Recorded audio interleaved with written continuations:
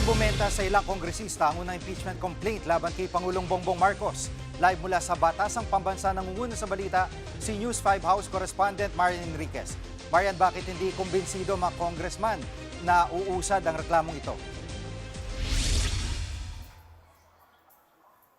Jiggy, derechahan ngang tinawag na basura ni Caloocan 2nd District Representative Egay Erice itong impeachment complaint na inihain nga ni Attorney Andre De Jesus laban kay Pangulong Bongbong Marcos. Lalo't puro news articles lang umano yung ibinigay na ebidensya ni De Jesus. Giit nga ni Erice kailangan ng maraming dokumento para patunayang konektado ang Pangulo sa pagkakaaresto nga halimbawa ng International Criminal Court o ICC kay dating Pangulong Rodrigo Duterte. Wala rin daw matibay na ebidensya para sa iba pang inilatag na grounds for impeachment ni De Jesus, gaya ng umano'y pakikinabang ng Pangulo sa flood control kickbacks at pagkakaroon aniya ng Pangulo ng drug addiction. May agam-agam din si Erice kay De Jesus at sa nag-endorse ng kanyang complaint na si Pusong Pinoy Party List Representative Jet Nisay.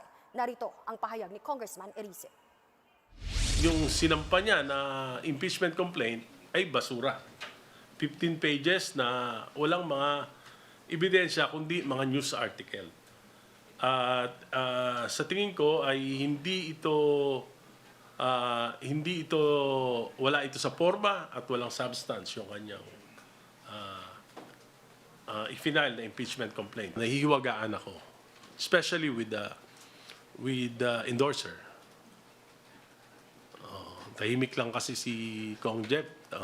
Nagulat na lang ako siya yung nag-endorse. And he's identified with the Garcias who are known stalwarts of the of the NUP.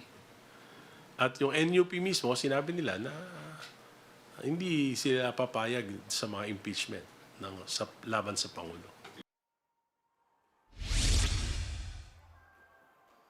Jiggy, para naman kay House Assistant Majority Leader at Lanao del Sur Representative Zia Alonto Adyong, mahina ang reklamo at malabo pa itong umusad sa plenaryo. Mabigat na usapin daw itong impeachment kaya hindi ito ituturing ng Kamara bilang isang press statement o partisan maneuver. Hinihingi daw sila ng substance o laman at itong kasong ito pansin nila wala raw nito. Jiggy.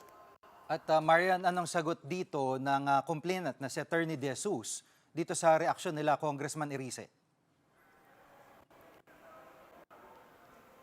Jiggy, para nga kay Attorney De Jesus nag-iingay lang itong si Congressman Erice pero hindi raw siya nababahala sa mga sinasabi nito. Mariin din niyang itinanggi na inihain nga niya itong reklamo para i-trigger yung one-year bar rule. Narito ang kanyang pahayag. I specifically, expressly, categorically, and absolutely deny that this is motivated just for the purpose of triggering a ban. But these are valid, legitimate grounds that have been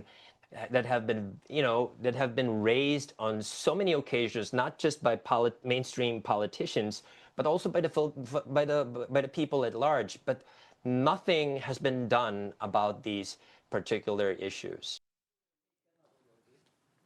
At may update din ba sa hiwalay na impeachment ng Makabayan Bloc?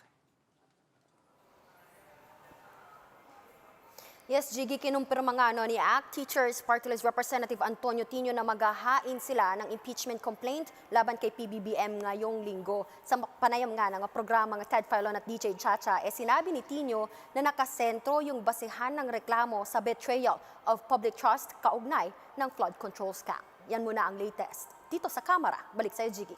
Yan pong ulat ni Marian Enriquez live mula sa Batasang Pambansa. Mga kapatid, Jiggy Manikad po, pagdating sa mahalagang balita sa loob at labas ng bansa, dapat una sa lahat, mag-follow at mag-subscribe na sa social media pages ng News 5.